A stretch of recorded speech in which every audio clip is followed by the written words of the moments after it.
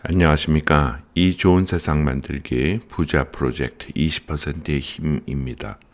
11월 24일 주간 브리핑입니다. 지지난주에 큰 폭의 하락 후 다시 미국 주식은 상승 중입니다.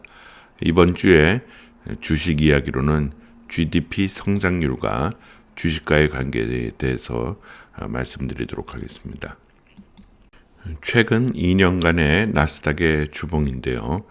주간 상승률을 보면 나스닥은 1.73% 상승, S&P 500은 1.68%, 다우는 1.96% 상승하였습니다. 연간 상승률로는 나스닥 26.6%, S&P 500 25.15%, 다우는 17.53% 상승 중입니다. 사상 최고가 대비 하락률로는요. 나스닥이 저번 주에 이제 그 최고를 치고 있었는데요. 현재는 1.72%가 최고가 대비 낮은 상태이고 S&P 500하고 다우는 1% 미만으로 사상 최고가를 지속적으로 경신하고 있는 중입니다. 최근 1년간의 지수 상대 비교 차트입니다. 1년 전에 비하여 코스닥은 17.07% 하락이고 코스피는 0.81% 하락, 다우존스는 21.67% 상승, 나스닥은 31.67% 상승 중입니다. 다음 주에는 주요 경제와 실적 발표는 별거 없습니다. 저번 주에는 다들 아시겠지만 엔비디아가 아주 매우 좋은 실적을 발표했습니다. 하지만 그 반응은 시큰둥했는데요. 매번 느끼지만 현재 주식이 막 그 미국에서 최고가를 치고 있지 않습니까? 이렇게 좀 약간 상대적으로 주식이 높은 상태에 있을 때는 어닝 서프라이즈가 나오더라도 많이 올라가지는 않는 경향이 있고 주식이 떨어져 있는 상황에서 어닝 서프라이즈가 나와야지만 주식이 매우 올라가는 것을 알 수가 있습니다. 즉 이 말은 최근 미국 주식이 꽤 고평가돼 있다는 이야기가 되겠습니다.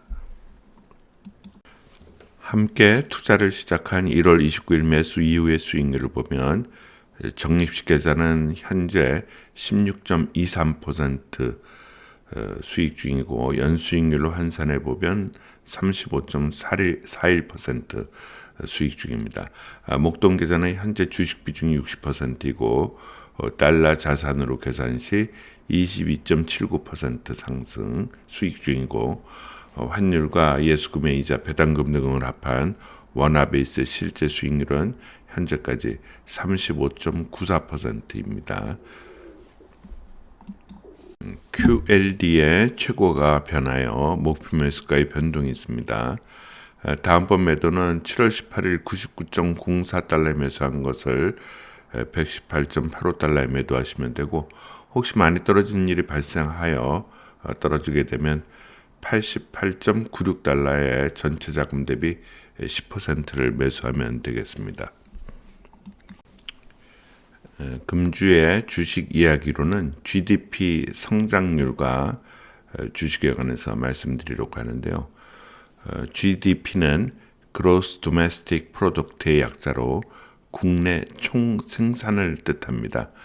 쉽게 얘기하여 국내에 있는 모든 생산물의 집합, 즉 한 나라의 영토 안에서 생산되는 모든 것을 이야기합니다. GDP는 영토가 기준이기 때문에 그 나라 안에서 생산하는 모든 것이 GDP에 포함되는데요. 따라서 내국인, 외국인, 외국계 회사의 생산물 또한 집계가 됩니다. 2024년 현재 한국의 GDP 순위는 1.76조 달러로 세계 14위인데요. 참고로 2022년에는 13위였습니다. 미국은 어떠냐고요? 28.78조 달러로 당연 세계 1위고 우리나라보다는 16.4배가 높습니다. GDP 산출 시 포함되는 것은 이제 슬라이드와 같이 4개 항목으로 구성되어 있는데요. 소비는 자동차, 식료품 등 우리가 구입하는 대부분의 재화가 포함되고요. 투자는 금융 투자 외에도 기업이 공장을 신설하고 건설사가 아파트를 짓는 것 등이 모두 포함됩니다. 정부 구입, 즉 정부 지출은 중앙 정부가 국방에 쓰는 돈, 지방 정부가 도로 보수 공사에 쓰는 돈, 이런 것들이 전부 해당되는 거겠죠. 세금이 들어와서 주로 쓰는 거겠죠. 순수출은 상품과 서비스의 그 수출량이 수입량보다 많으면 그 초과분이 GDP에 더해지고 수출량이 수입량보다 적으면 그 차이만큼 GDP에서 차감됩니다. 미국은 수입이 굉장히 많은 나라고 우리나라는 수출로 먹고 사는 나라죠. 그래서 우리나라 같은 경우에는 수출이 GDP에 차지하는 비중이 매우 높습니다.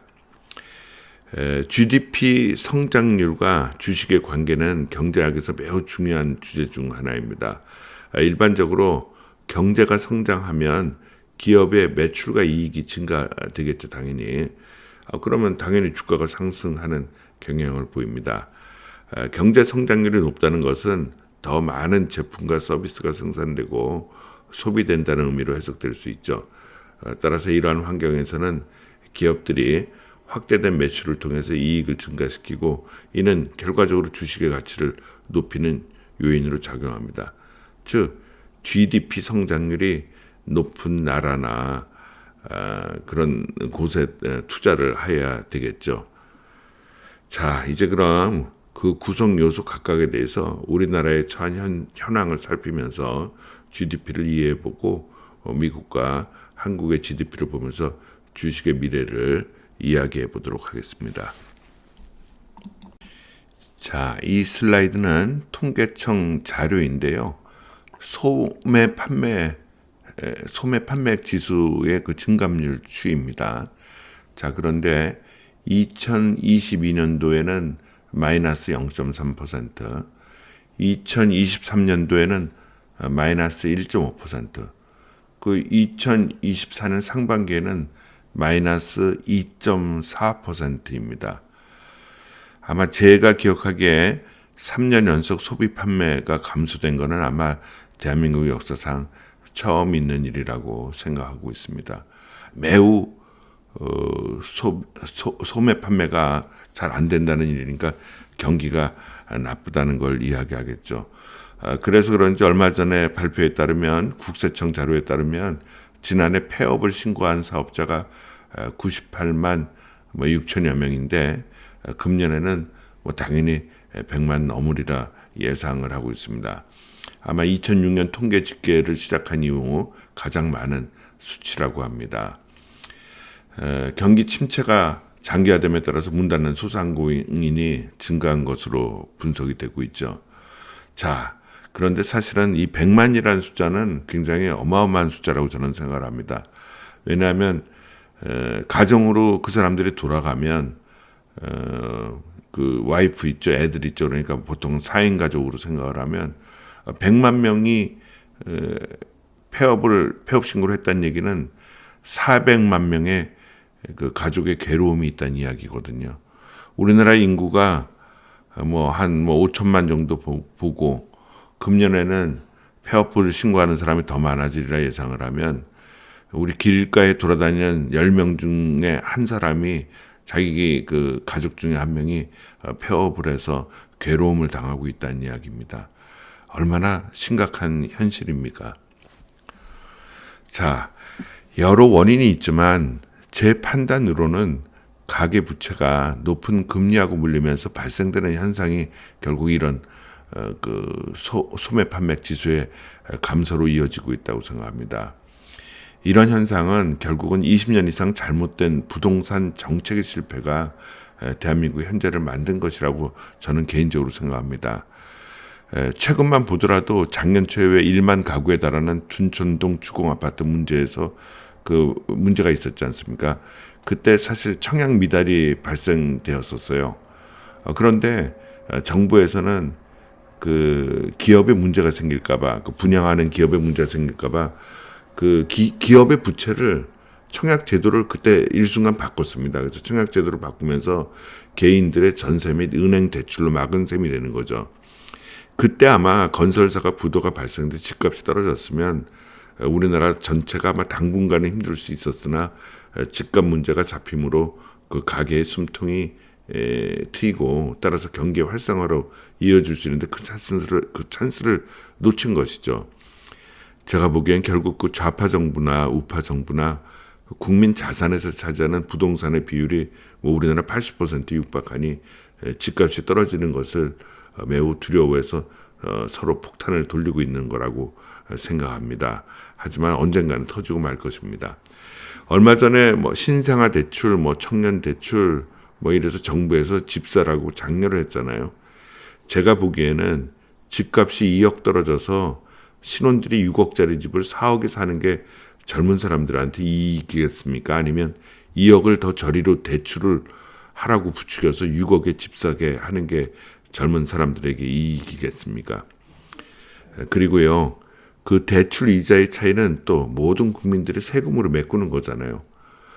그런데 젊은 사람들은 또 집값이 더 올라갈까봐 자꾸 더 영끌해서 집 산다고 합니다. 그야말로 안전핀 뽑힌 폭탄이 지금 시중에 돌고 있느라는 생각이 듭니다. 자, 두 번째 구성 요소인 투자 부분 생각해 보도록 하겠습니다. 잘 아시겠지만 트럼프 등이 이제 대통령이 되면서 대외 상황이 변했지 않습니까? 우리나라 어떤 기업이 최근에 대규모 투자한다는 이야기 들어보셨어요? 우리나라 강성 노조, 환경 문제들의 법규 걸림돌 때문에 기업들이 호시탐탐 대한민국 탈출하려 한다는 소식은 오히려 많이 들리지 않습니까?